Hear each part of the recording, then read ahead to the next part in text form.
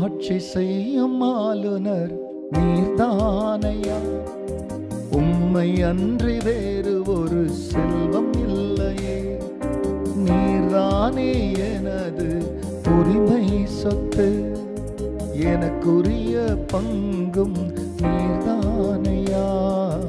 வைகரையில் உமக்காக வழி மேல் விழி வைத்து காத்திருக்கிறேன் இறைவா. காலை நேரம் உமக்காக வழி மேல் விழி வைத்து காத்திருக்கிறேன் இறைவா. கர்த்தருடைய பரிசுத்த நாமத்திற்கு மகிமை உண்டாவதாக.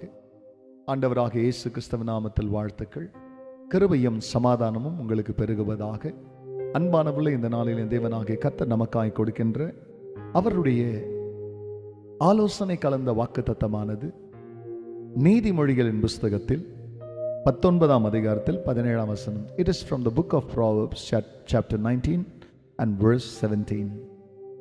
ஏழைக்கு இறங்குறவன் கர்த்தருக்கு கடன் கொடுக்கிறான், அவன் கொடுத்ததை அவர் திரும்ப கொடுப்பார்.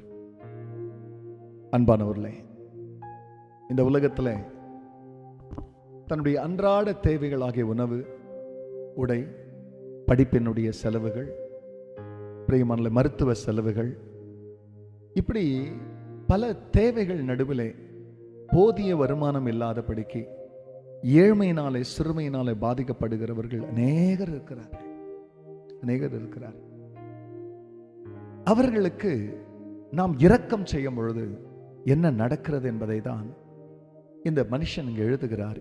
ஏழைக்கு இறங்குறவன் அல்லது ஏழைக்கு இரக்கம் பாராட்டுகிறவன் என்ன செய்கிறானா? கர்த்தருக்கு கடன் கொடுக்கிறானா.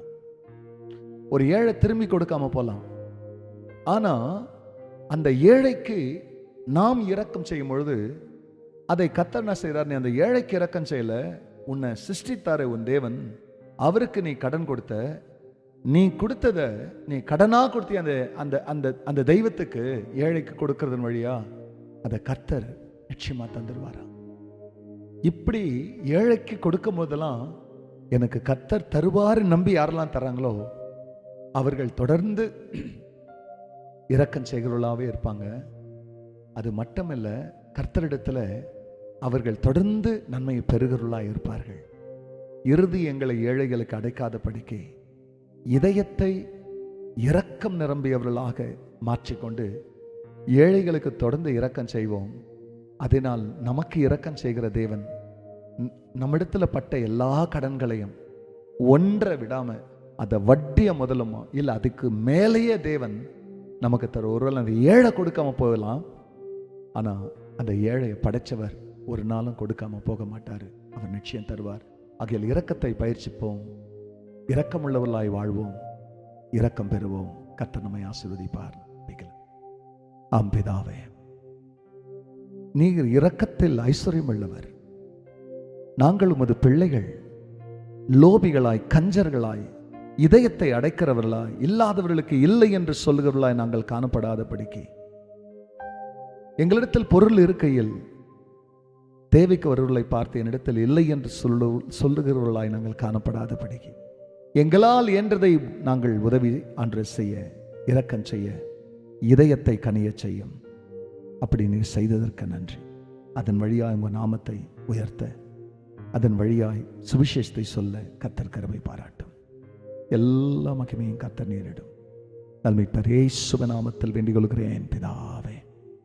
ஆமென், ஆமென்.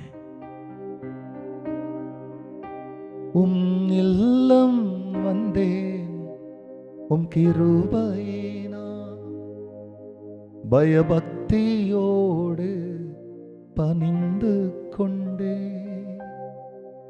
God bless you, church. Have a blessed day. Amen.